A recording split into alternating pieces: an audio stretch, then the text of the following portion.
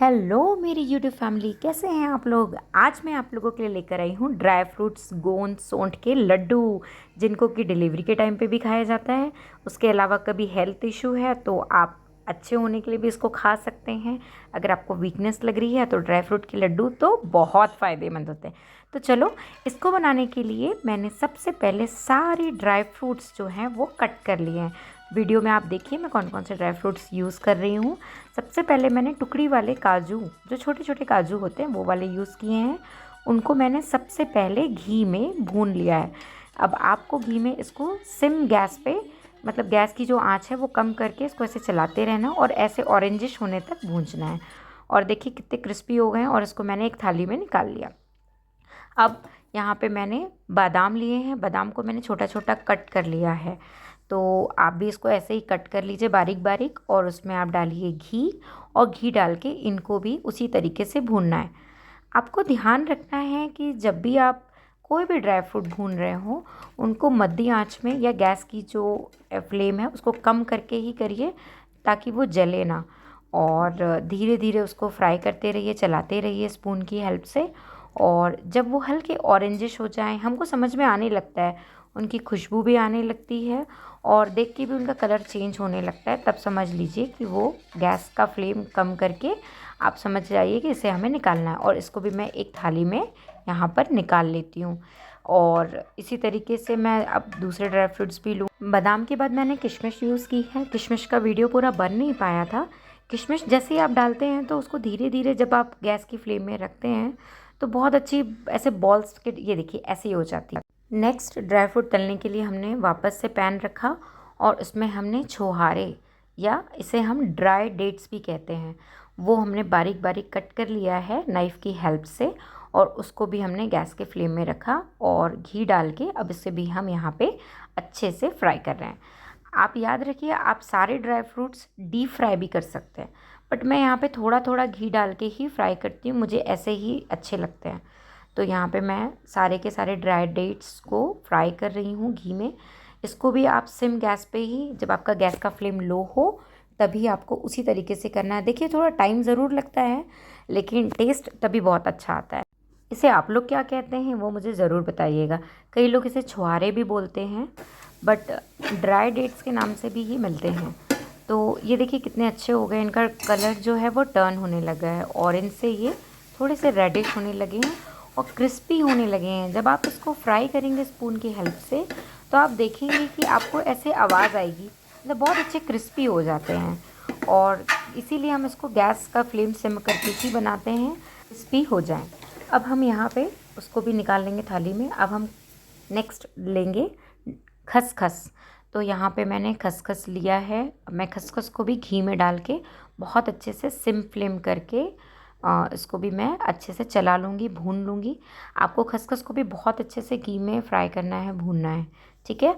और खसखस को बहुत अच्छे से भूनना है, क्योंकि खसखस अगर अच्छे से नहीं भुनेगा ना तो दांत में किटकिटाता है, ठीक है।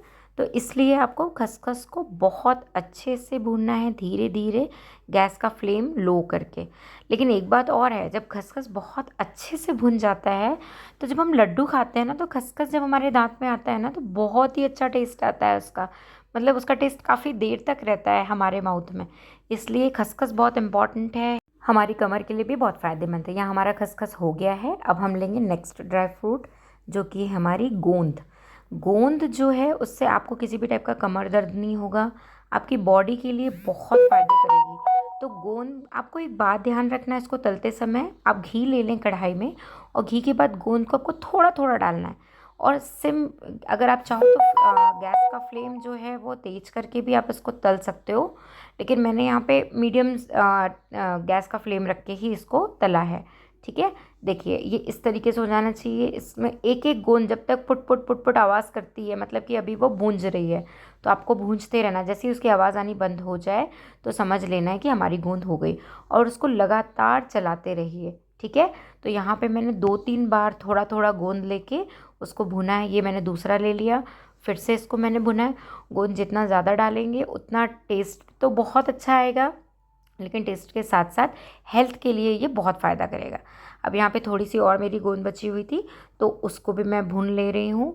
और गोंद डालने से हमारे लड्डू जो होते हैं वो काफ़ी क्रिस्पी हो जाते हैं, इसीलिए गोंद का भुंजना बहुत अच्छे से तलना बहुत ज़रूरी है।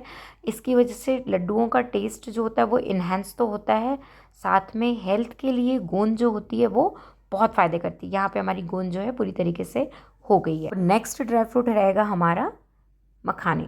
मखाने बहुत इंपॉर्टेंट रोल प्ले करते हैं। इनका क्रिस्पीपन जो है वो लड्डुओं में टेस्ट को इन्हेंस करता है, साथ में हेल्थ के लिए बहुत बेनिफिशियल होता है।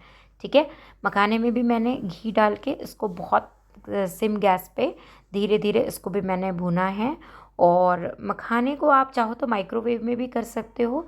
मखाना तो वैसे भी ऑल टाइम फेवरेट होता है, बच्चों का फेवरेट होता है। ठीक है, तो आपको मखाने को बहुत अच्छे से गैस का फ्लेम कम करके क्रिस्पी होने तक बहुत देर तक इसको भी चलाते रहना है, भूनना है। यहाँ पे मैं मखानों को भी भून ले रही हूँ।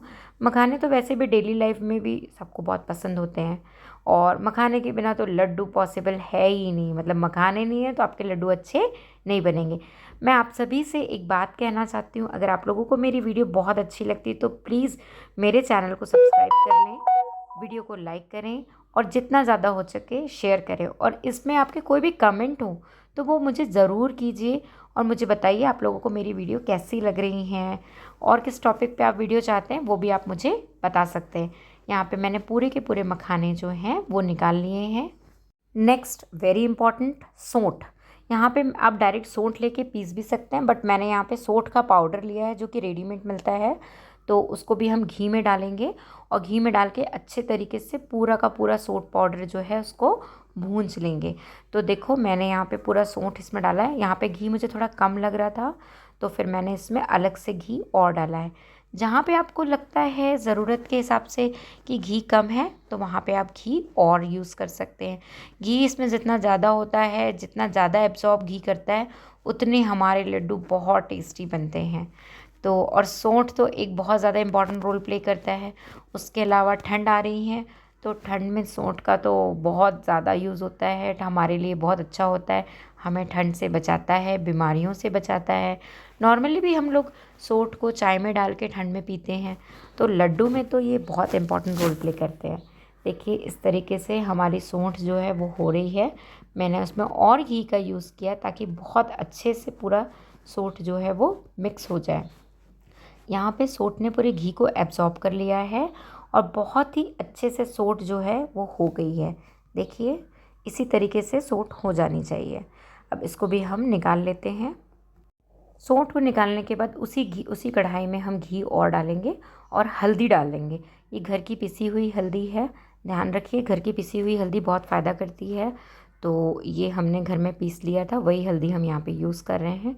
हल्दी का लड्डुओं में होना बहुत ज़रूरी है क्योंकि इसकी तासीर गर्म होती है और ये भी हमारे हेल्थ के लिए बहुत अच्छी होती है। अगर आप चाह रहे हैं कि आप नॉर्मल पर्पज़ से बना रहे हो तो आप हल्दी का पार्ट स्किप भी। यहाँ पे मैंने सबसे इम्पॉर्टेंट चीज़ गुड़ ले लिया है। तो यहाँ पे ये गुड़ के ऐसे बड़े बड़े से बॉल्स शेप में आए थे। तो अब मैं ये सारे के सारे गुड़ को सबसे पहले क्रश करूँगी, उसको मैं बारीक बारीक पीस लूँगी। तो मैं यहाँ पे किसी की मदद से, यहाँ पे मैं खलबत्ते की मदद से इसको कूट रही हूँ। कूट के मैं इसको बारीक बारीक कर रही हूँ। इस तरीके से आपको पूरा गुड़ कूट के बारीक बारीक कर लेना है। और बारीक करने के बाद हाथों की हेल्प से भी आप इसके जो बड़े बड़े से ये जो बने हुए हैं उसको आप फोड़ सकते हैं उंगलियों की हेल्प से भी। अब यहाँ पे हमारा गुड़ जो है वो तैयार हो गया है। ये देखिए इस तरीके से पूरा क्रश हो जाना चाहिए। अब गुड़ के बारीक होने के बाद हम उसी कढ़ाई में घी डालेंगे और घी डाल के हमारा जितना भी लड्डू है उसको मेल्ट करने की कोशिश करेंगे। तो मैंने कढ़ाई में पूरा का पूरा जो गुड़ है उसको डाल दिया है और डालने के बाद मैं उसको पूरा मैश करके सॉफ्ट करने की कोशिश करूँगी। अब आप देख पा रहे हैं कि कढ़ाई में मैं इसको सॉफ्ट कर रही हूँ। ये देखिए किस तरीके से हो रहा है। आपको ध्यान रखना कि इसमें एक भी बबल या वो ना रह जाए, गांठ। आप इसको पूरा का पूरा इस तरीके से पूरा मेल्ट कर लीजिए। जब ये पूरा मेल्ट हो जाए तो सारे के सारे ड्राई फ्रूट्स को एक एक करके मैंने मिक्सी में डाल के सबको दरदरा सा पीस लिया है। देखिए इस तरीके से। अब आप इसके बाद मैंने गोंद ले ली है, मखाने ले लिए हैं, गोंद को भी मैंने दरदरा पीस लिया। उसके बाद मैंने काजू यहाँ पे लिए हैं, काजुओं को भी मैंने थोड़ा दरदरा पीस लिया। काजू के बाद मैंने यहाँ पे जो हमारे बादाम हैं उनको यूज़ किया है, उनको भी मैंने दरदरा सा पीस लिया है। और सारे जो जितने भी हमारे जो ड्राई फ्रूट्स थे सबको आपस में मिक्स कर दिया है। हल्दी, सौंठ, जितनी भी चीज़ें हमने घी में भुनी थी सबको, किशमिश, काजू, बादाम, सब चीज़ों को मैं आपस में हाथ की हेल्प से पूरा मिक्स कर रही हूँ। मिक्स करने के बाद तब तक हमारा जो गुड़ है वो भी ठंडा हो रहा है कढ़ाई में, और एक तरफ हम सारे के सारे ड्राई फ्रूट्स को हाथ की मदद से पूरा मिक्स कर लेंगे। मिक्स करने के बाद देखिए इस तरीके से येलो हो जाएगा, और कुछ ड्राई फ्रूट्स आपके थोड़े बड़े रहने दीजिएगा, कुछ छोटे, तो खाते समय आपको बहुत अच्छे लगेंगे, क्रिस्पी टाइप के लगेंगे। आपको याद रखना है कि किसी भी ड्राई फ्रूट को आपको ज़्यादा बारीक नहीं करना है। अब मैंने इसमें मेल्ट किया हुआ गुड़ मिला लिया है, पूरा का पूरा गुड़ जो मेल्ट किया हुआ है वो पहले मैं यहाँ पे मिला लेती हूँ। मिलाने के बाद जब आप लोग लड्डू बनाएंगे तब आपको ऐसा लगेगा कि ये थोड़े गीले बन रहे हैं, पर जब ठंडे होते हैं तो अपने आप गुड़ जो है और जो घी है वो जमने लगता है, तो वो हार्ड हो जाते हैं, तो इसकी टेंशन आपको नहीं लेनी है। अब पूरा का पूरा इसको आपको मिक्स करना है। तो मैं यहाँ पे पूरे ड्राई फ्रूट्स में सारे के सारे जो गुड़ मैंने मेल्ट किया था उसको हाथों की हेल्प से पूरा यहाँ पे मिक्स कर रही हूँ। तो देखिए मिक्स करने के बाद ये कुछ इस तरीके से बनेगा, और यहाँ पे मैंने इसको पूरा मिक्स कर लिया सारा का सारा। पहले मैंने क्या किया था, थोड़ा सा ड्राई फ्रूट का मसाला अलग किया था, लेकिन बाद में मैंने पूरा मिक्स कर लिया, क्योंकि अगर ड्राई फ्रूट्स ज़्यादा होंगे, गुड़ कम होगा, तो आपको मिठास कम लगेगी, तो खाने में और ज़्यादा टेस्टी लगेगा। ठीक है।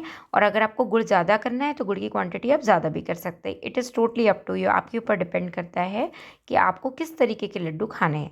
मुझे ड्राई फ्रूट्स की मात्रा थोड़ी ज़्यादा रखनी थी और गुड़ की कम रखनी थी, तो मैंने इस तरीके से बनाया है। अब मैं इसको देखिए गोले बना रही हूँ, गोले बना के ये इस तरीके से बन जाएगा। अभी जितनी इसमें शाइन दिख रही है ना, ये पूरी की पूरी कम हो जाएगी। कुछ समय बाद ये लड्डू जो हैं जब ठंडे होते हैं तो कड़े होने लगते हैं और बहुत टेस्टी लगते हैं। तो आप भी इस रेसिपी को बनाइए, इन लड्डुओं को तैयार कीजिए। ठंड आने वाली है, ठंड में आप इन सबको अच्छे से तैयार करिए और पूरी ठंड भर 2-3 महीने खाइए। हेल्थ के लिए बहुत बेनिफिट होते हैं, बहुत अच्छे होते हैं।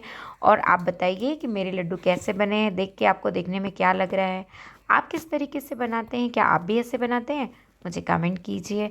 और प्लीज़ आप लोगों के कमेंट नहीं आ रहे हैं तो मुझे समझ में नहीं आ रहा है आप लोगों को मेरी वीडियो पसंद आ रही है कि नहीं। तो अब इसी तरीके से लड्डू हमारे बन गए सारे। अब मैं यहाँ पे अपनी वीडियो को एंड करती हूँ, पर हाँ एक बात और, अगर आपको मेरी वीडियो अच्छी लगती है तो प्लीज़ प्लीज़ बेल आइकन को प्रेस कीजिए, मेरे चैनल को सब्सक्राइब कीजिए, लाइक कीजिए और शेयर कीजिए। Thank you so much.